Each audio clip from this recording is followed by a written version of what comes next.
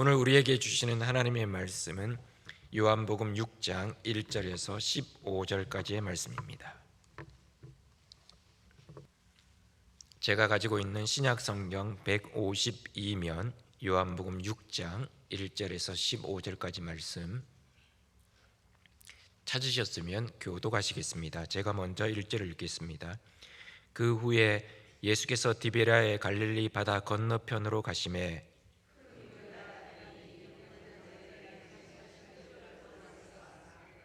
예수께서 산에 오르사 제자들과 함께 거기 앉으시니 예수께서 눈을 들어 큰 무리가 자기에게로 오는 것을 보시고 빌립에게 이르시되 우리가 어디서 떡을 사서 이 사람들을 먹이겠느냐 하시니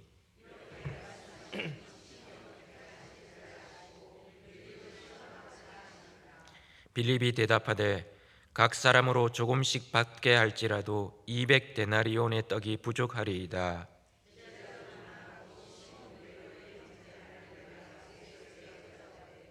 여기 한 아이가 있어 보리떡 5개와 물고기 2마리를 가지고 있나이다. 그러나 그것이 이 많은 사람에게 얼마나 되겠사옵나이까?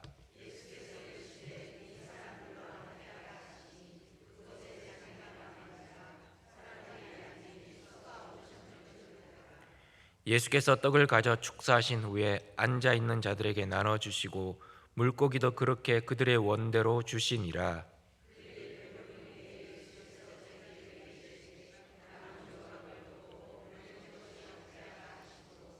이에 거두니 보리떡 5개로 먹고 남은 조각이 12바구니에 찼더라.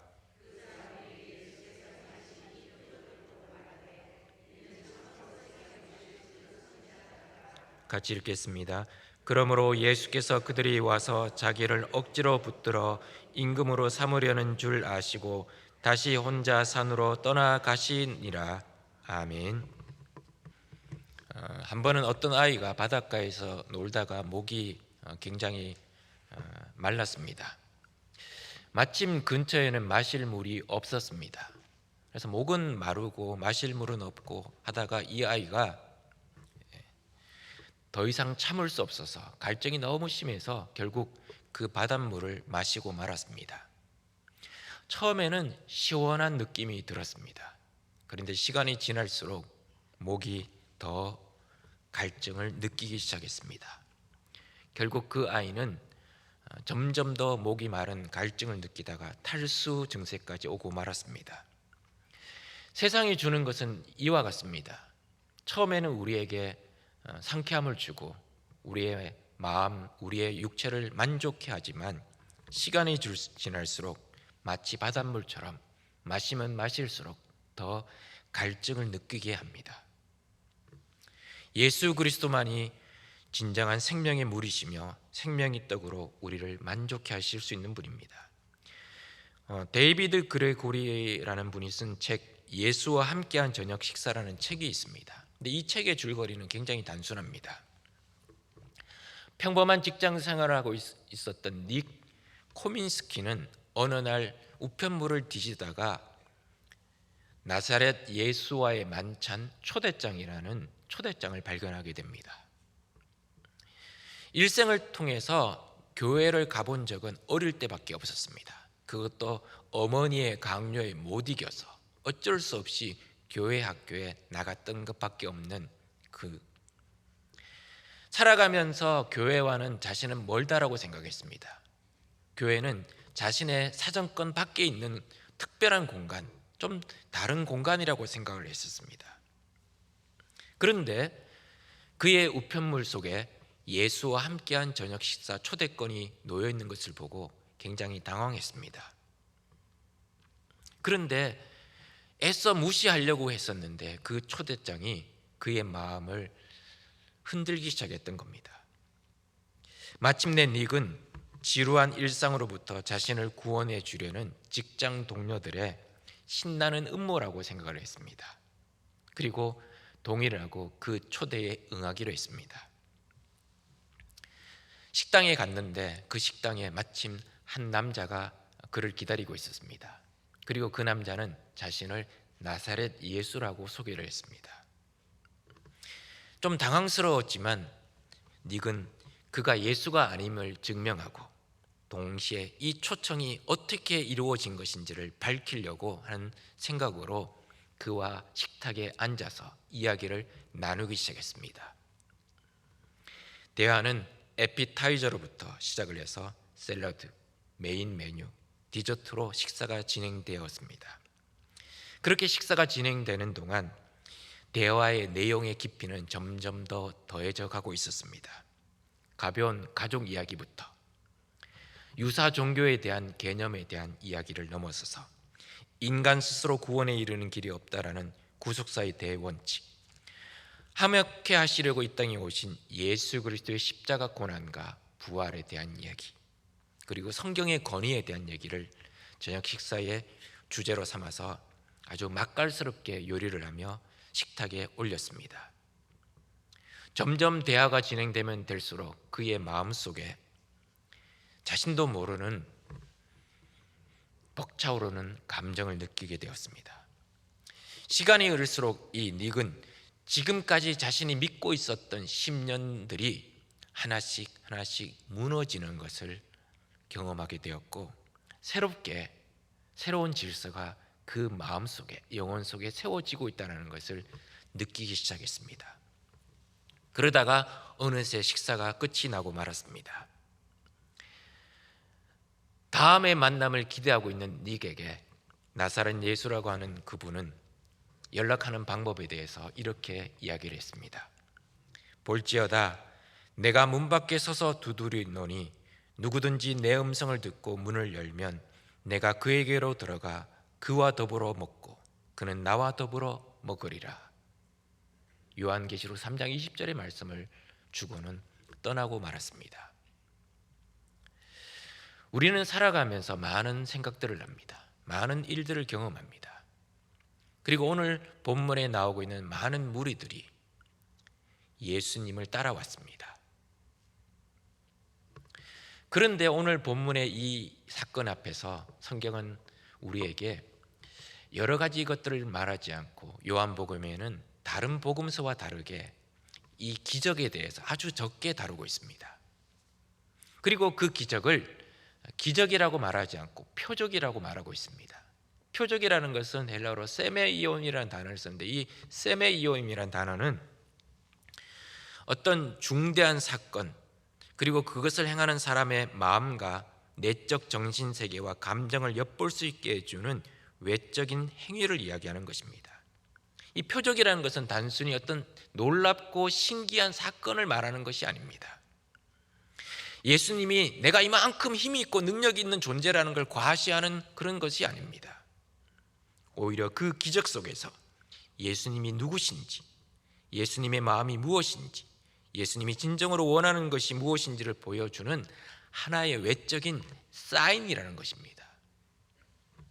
오늘 본문은 요한복음의 네 번째 표적인 오병이어 사건을 다루고 있습니다. 근데 이 오병이어 사건은 사복음서에 마태, 마가, 누가, 요한복음에 다 기록된 유일한 사건입니다. 그 말은 그만큼 예수님의 사역에 있어서 굉장히 중요한 사건이자 표적이라는 것입니다. 예수님은 갈릴리 바다 건너편으로 가셨고 큰 무리가 따라왔습니다. 그들은 예수님을 따랐지만 그 따랐던 이유가, 동기가 분명했습니다. 예수님이 많은 병자들을 고치셨기 때문에, 그런 것들을 보고, 기적을 보고 예수님을 따라왔습니다. 그들의 삶에 필요가 있었기 때문에, 예수님을 통해서 자신들의 삶에 뭔가가 변화가 일어나기를, 기적이 일어나기를 바라는 마음으로 예수님을 따라왔습니다. 예수님이 자신들의 필요를 채워줄 줄 기대하고 있었습니다. 예수님은 그 큰 무리를 보시면서 긍휼히 여기셨습니다. 불쌍히 여기셨습니다. 그래서 빌립에게 물으셨습니다. 우리가 어디서 떡을 사서 이 사람들을 먹이겠느냐? 그러자 빌립이 대답을 합니다. 각 사람으로 조금씩 받게 할지라도 200데나리온의 떡이 부족하리이다. 빌립은 참 계산이 빠른 사람이었습니다. 거기 모인 사람들의 숫자가 얼마가 되는지 정확하게 파악하지도 않았는데, 그리고 그 사람들에게 어떤 음식을 제공해야지 이 사람들이 배부르지 않고 먹을 수 있을까, 그런 것들을 다 미리 계산하는 계산이 빠른 사람이었습니다. 좋게 말하면 굉장히 합리적이고 치밀한 사람이라는 겁니다. 그런데 좀 나쁘게 말하자면 손해보는 일을 하지 않는 사람입니다. 자기 희생하지 않는 사람입니다. 그때 안드레가 났습니다. 안드레가 예수님께 이렇게 이야기합니다. 여기 한 아이가 있어 보리떡 5개와 물고기 2마리를 가지고 있나이다. 그러나 그것이 이 많은 사람에게 얼마나 되겠사옵나이까. 안드레는 현실적으로 부족하다는 걸 너무나 잘 알고 있었습니다. 그런데 자신에게 있는 것, 한 아이가 싸온 도시락, 보리떡 5개와 물고기 2마리를 예수님께 드렸습니다. 안드레는 자신의 부족함을 알고 있었습니다. 자신의 능력이 모자라다는 걸 알고 있었습니다.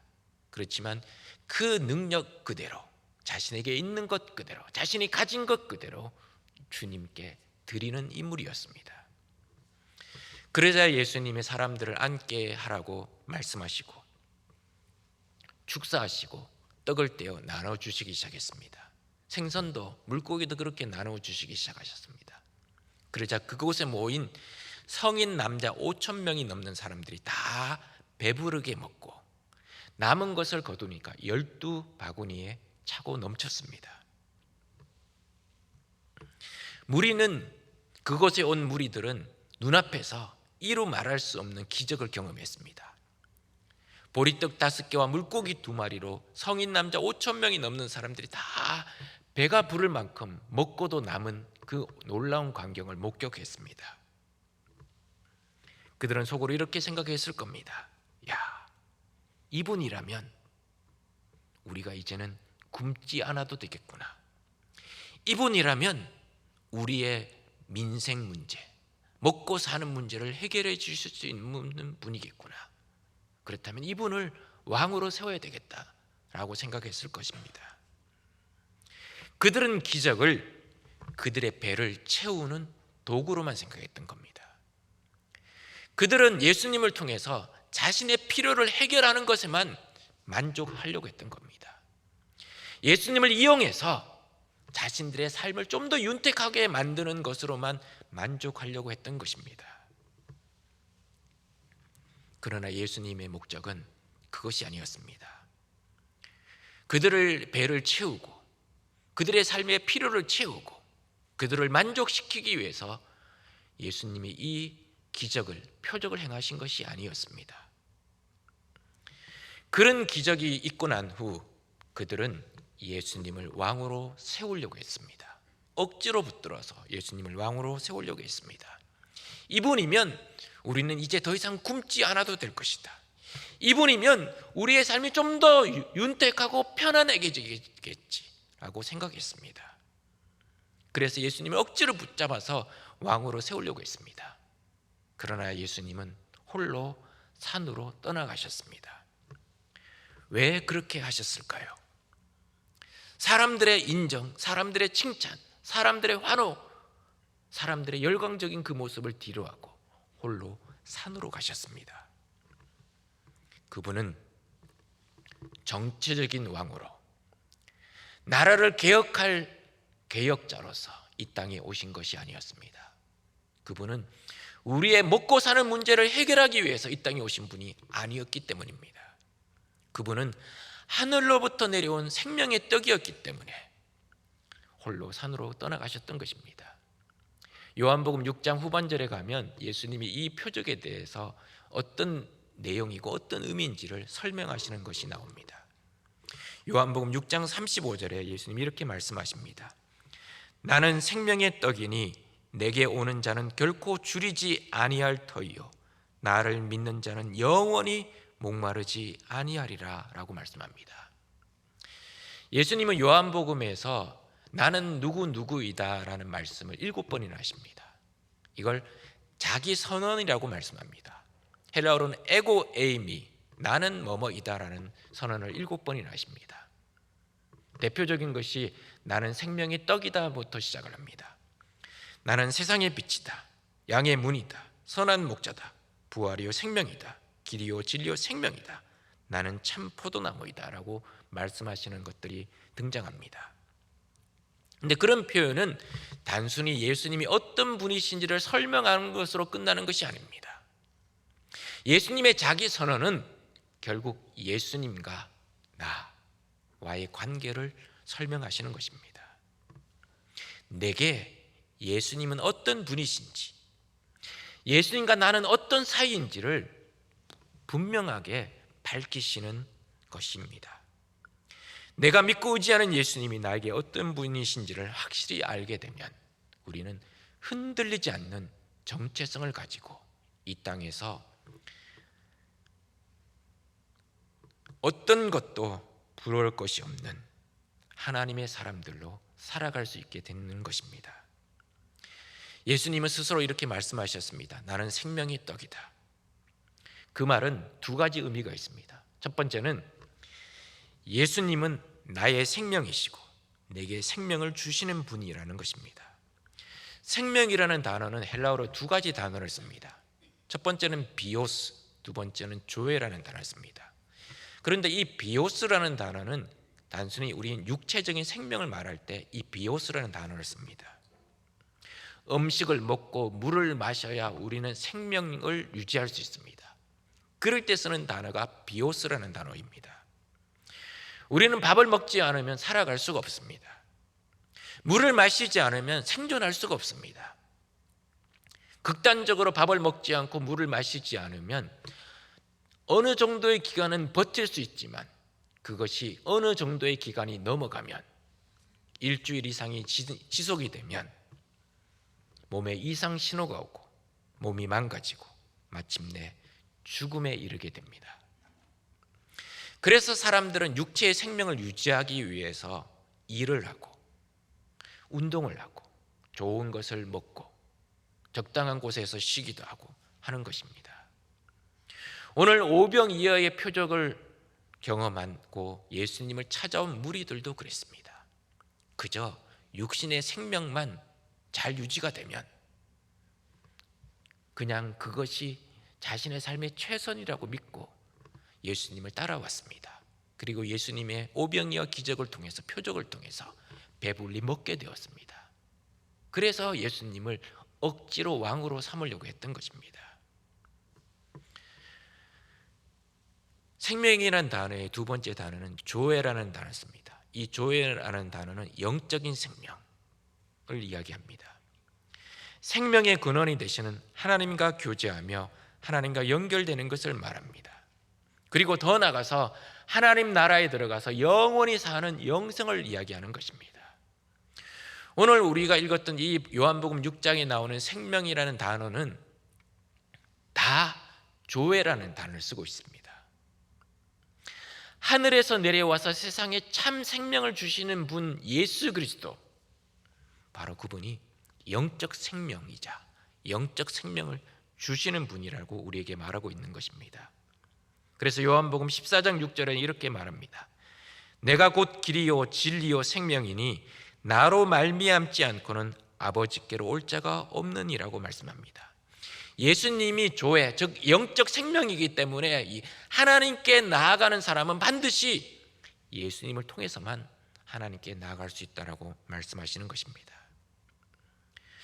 출애굽했던 이스라엘 백성들은 하늘에서부터 내려온 만나를 먹었습니다.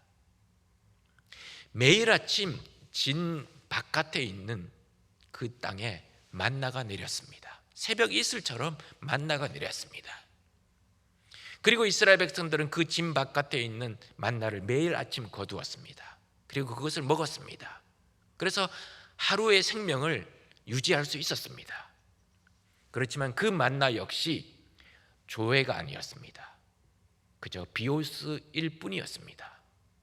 만나를 먹어도 또 배가 고프고, 만나를 먹어도 또 허기가 지고, 만나를 먹어도 또 굶주림에 시달릴 수밖에 없었습니다.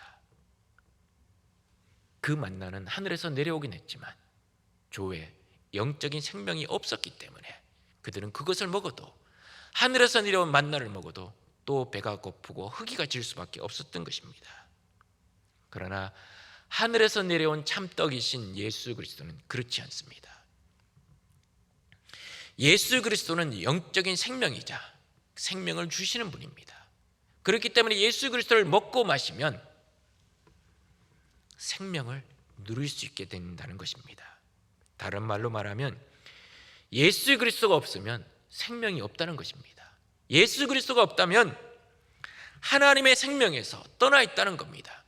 육신은 비옷으로서 살아갈 수 있을지를 모르지만 하나님의 생명에서 떠나 있어서 영적인 생명 없이 죽음에 이르게 되는 것이라고 성경은 말하고 있다는 것입니다. 두 번째, 예수님은 생명의 떡이십니다. 생명의 떡이신 예수님을 먹고 마시면 나의 영혼의 배고픔과 목마름이 완전히 해결됩니다. 35절에 예수님이 이렇게 말씀하십니다. 내게 오는 자는 결코 줄이지 아니할 터이요 나를 믿는 자는 영원히 목마르지 아니하리라고 말씀합니다. 진정한 만족, 영원한 만족을 주시는 분이 예수 그리스도라는 겁니다. 그분을 만나면 인생의 모든 배고픔과 허기와 굶주림과 갈증이 해결된다는 것입니다.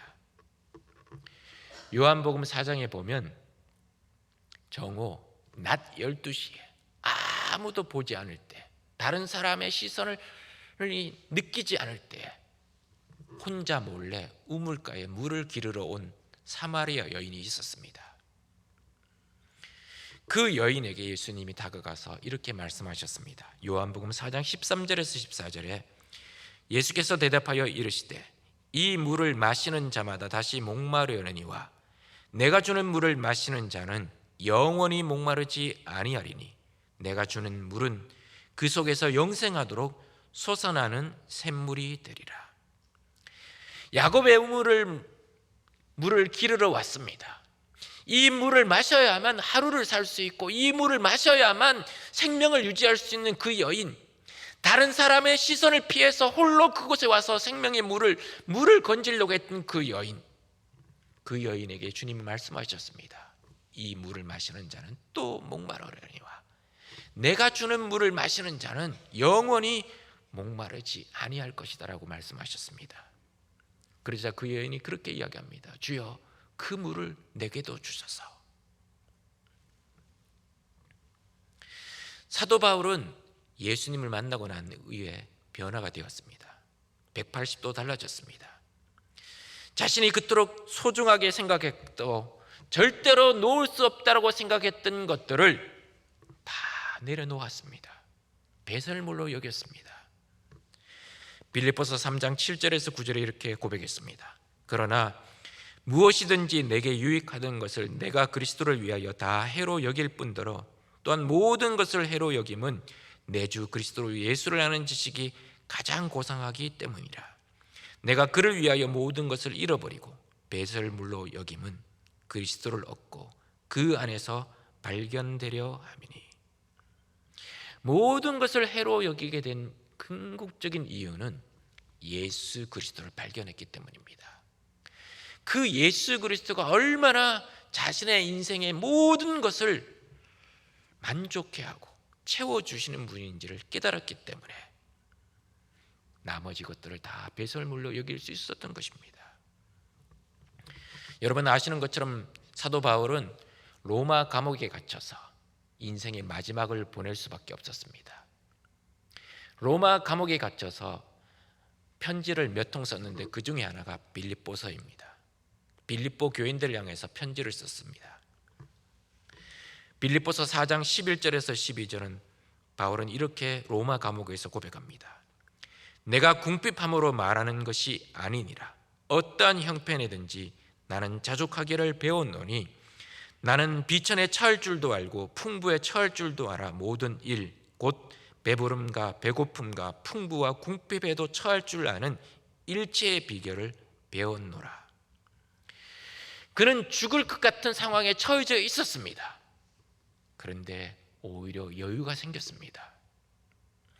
너무 어려워서 희망이라고는 조금도 보이지 않는 그런 감옥에 갇혀 있었습니다. 그런데 그는 오히려 웃을 수 있었습니다. 앞뒤가 막혀서 도무지 출구가 보이지 않는 그런 터널 속에 갇혀 있었지만 그는 미소를 지을 수 있었습니다. 누가 봐도 다 망한 것 같고 죽어야 될 것 같은 그런 상황인데 그는 꿈을 꿀 수 있었습니다.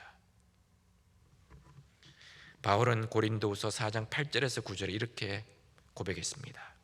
우리가 사방으로 우겨쌈을 당하여도 쌓이지 아니하며 답답한 일을 당하여도 낙심하지 아니하며 박해를 받아도 버림받지 아니하며 거꾸로 트림을 당하여도 망하지 아니하고, 그렇게 고백하고 난 다음에 그 다음 구절에 그 이유에 대해서 이렇게 고백합니다.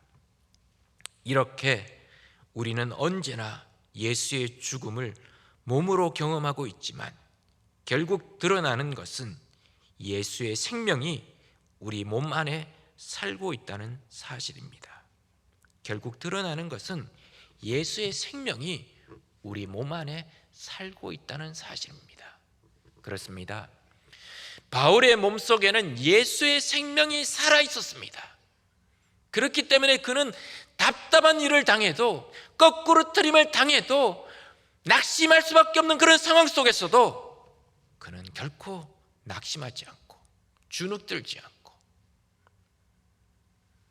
왜소해지지 않고 오히려 웃을 수 있었고 만족할 수 있었고 담대할 수 있었던 것입니다. 그게 바로 예수의 생명입니다. 그 예수의 생명이 저와 여러분의 몸속에 지금도 살고 있고 역동하고 있다는 겁니다. 그 예수의 생명이 절망할 수밖에 없고 낙심할 수밖에 없고 우리를 점점 미궁 속에 빠뜨릴 수밖에 없는 그런 상황 속에서도 우리를 무너지지 않게 붙들고 있다는 것입니다. 예수의 생명은 죽음조차 어찌할 수 없는 생명이었습니다. 아니, 죽음을 이기는 생명이었습니다. 십자가에서 모든 사람들이 예수님을 죽이려고 달려들었을 때 많은 사람들이 예수님이 죽었다고 생각했던 그 순간에 예수의 생명은 부활을 준비하고 있었습니다. 그리고 주일날 아침 아무도 일어나지 않는 그 시간, 그 생명은 죽음을 이기고 어둠을 뚫고 다시 일어서게 되었던 것입니다. 우리는 그 예수의 생명이 우리 속에 가득할 때, 그 예수의 생명으로 말미암아 우리는 살아가게 되고 낙심하지 않게 되고 힘을 얻게 되는 것입니다. 예수님의 생명이 떡이라고 말씀하십니다. 그 말은 예수님의 생명의 떡이신 예수님을 먹고 마셔야 한다는 겁니다. 먹고 마신다는 것은 예수님을 내 마음속에 구주로 받아들이고 내 삶의 주인으로 영접한다는 것을 말하는 겁니다. 그리고 그분을 믿고 의지하고 따른다는 것을 말하는 것입니다. 그러면 내 육체의 생명, 나의 비오스인 육체의 생명으로 살아가는 것이 아니라 예수 그리스도의 조의 그 생명이 우리의 몸속에 들어와서 우리의 삶을 지배하고 다스리게 된다는 것입니다. 그 생명이 우리 속에 들어와서 우리의 삶을 이끌어가고 우리 삶을 주도해가고 우리의 삶을 하나님의 말씀으로 인도해 가신다는 것입니다. 그 예수의 생명 때문에 우리는 어둠을 이기고 죄를 이기고 죽음을 이기게 될 것입니다. 죽을 것 같은데 죽지 않습니다. 무너졌다고 생각했는데 무너지지 않는 것입니다. 사방으로 벽이 막혔다고 생각했는데 하늘이 열려 있다는 것을 우리는 깨닫게 될 것입니다. 그래서 용기를 얻고 힘을 얻어서 다시 일어설 수 있게 되는 것입니다. 예수님이 그걸 보여주시려고 오병이어의 표적을 행하신 것이었습니다. 그녀는 두 다리 없이 태어났습니다. 심장도 왼쪽이 아닌 오른쪽에 있었습니다. 산부인과 간호사들은 소스라치게 놀랐습니다. 담당 의사는 이 아기는 곧 죽을 것이다 라고 말했습니다. 그녀의 친부모는 미국 일리노이주 세일럼의 작은 병실에 누운 아기를 보고 충격에 빠져서 이 아이를 입양 보내기로 생각했습니다. 그런데 기적이 일어났습니다. 일단 그 아이는 죽지 않았습니다. 죽기는커녕 강인한 두 팔로 공중에 매달려 공연을 펼치는 공중 고개사가 되었습니다. 그리고 파워 텀블링 주 챔피언에 올랐습니다. BBC나 등 TV 뉴스쇼에 출연하는 유명인이 되었고 사람들에게 감동과 희망을 선사하는 강연가가 되었습니다. 그녀의 이름은 젠 브리커입니다. 그녀는 자신의 삶을 한 권의 책으로 펴내었습니다. 모든 것이 가능하다라는 제목의 책을 펴내어서 그녀가 두 다리 없이 태어났지만 삶을 이겨낸 스토리를 간증을 했습니다. 사람들은 종종 그녀에게 이렇게 물었습니다. 젠, 만약 두 다리를 갖고 태어날 수 있다면 젠은 당연히 그렇게 하겠죠? 그때마다 그녀는 이렇게 대답을 했습니다. 아닙니다. 어림없는 소리입니다. 나는 하나님의 선물입니다. 나는 불구자가 아닙니다. 만약 내가 다리를 가지고 태어났다면 이렇게 사람들에게 긍정적인 영향을 줄 기회를 갖지 못했을 것입니다. 나는 지금도 내가 못할 것은 아무것도 없다고 생각합니다. 그녀는 그것이 하나님이 자신의 삶을 통해서 일하시는 방식이라고 믿었던 것입니다. 책에서 그녀는 하나님의 손길을 느꼈던 여러 가지 사건들을 하나하나 구체적으로 진술을 했습니다. 그리고 그녀는 이렇게 고백했습니다. 내게 능력 주시는 자 안에서 내가 모든 것을 할 수 있느니라. 그녀가 그렇게 신체의 장애를 딛고 수많은 사람들에게 감동을 선사할 수 있었던 이유는 무엇일까요?